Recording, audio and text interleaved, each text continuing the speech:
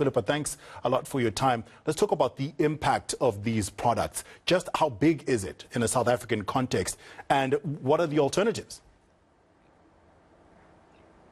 Hi, good morning. Thanks, Dr. for having me. Yeah, the impact is, as you've said, really, it's the impact on our landfills. About, as you say, almost two tons, I think, of landfill waste per child over the time that it's potty trained. And that's actually just what we see as and on our side in South Africa at the end of the life, with the life cycle assessment, we're interested in the whole, all the way from the very beginning. So actually the biggest environmental impacts of disposables are their manufacture, because not always appreciated is their sort of 60 to 90% plastics. So they kind of fall under this idea of single-use plastics, which we're all very familiar with nowadays.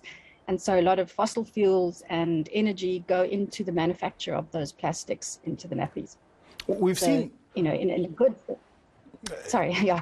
Sorry, Dr. Notten, I thought you had finished your train of thought there. We've seen a lot of producers of certain products, for example, denim jeans, taking responsibility for the entire life cycle of their product. What about the makers of these products? What more can they do to take responsibility for the end of the life cycle?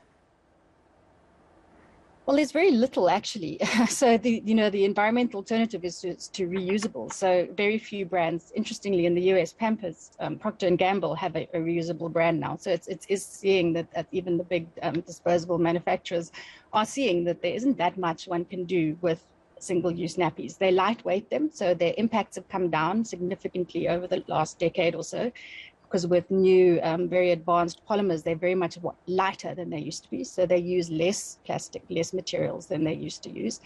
But then the big issue is their end of life. And there are very advanced sort of recycling processes developed for single-use nappies. But they're really difficult because storing and collecting used nappies is a really difficult thing because they're contaminated, it's unsafe.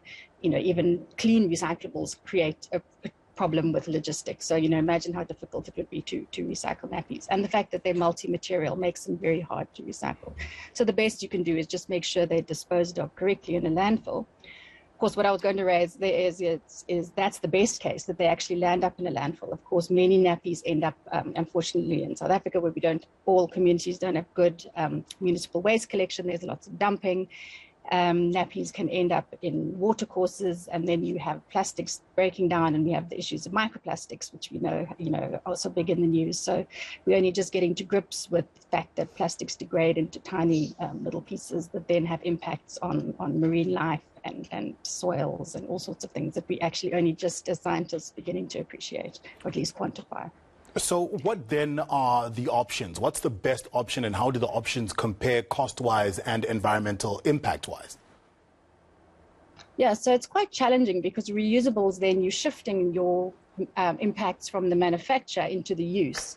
So studies have gone both ways, sometimes showing that environmental impacts of reusables can actually be worse than the disposables because of how they're washed. So if you make the change to reusables, you have to be very mindful of how you wash them, and you as the consumer then have more control of it than you do when you have disposables.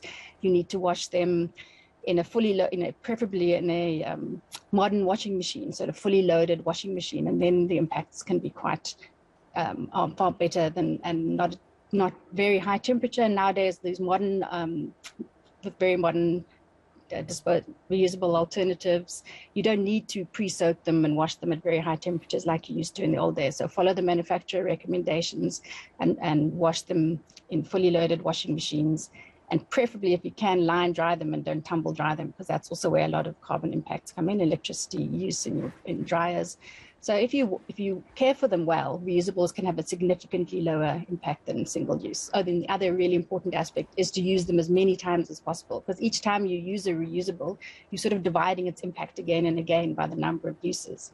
So if you can use that reusable nappy many times, preferably on a second child and a third child, or donate them after you're finished with them, then you really have a very stronger lower environmental impact than a single-use nappy. All right, and then the costs, of course, the other aspect is very much cheaper used over the life cycle. Yeah. You'll save very much. But of course, there's the initial hurdle of higher upfront costs. All right. Dr. Notten, thank you so much for your time. We appreciate it. Life cycle assessment specialist talking about the use of nappies.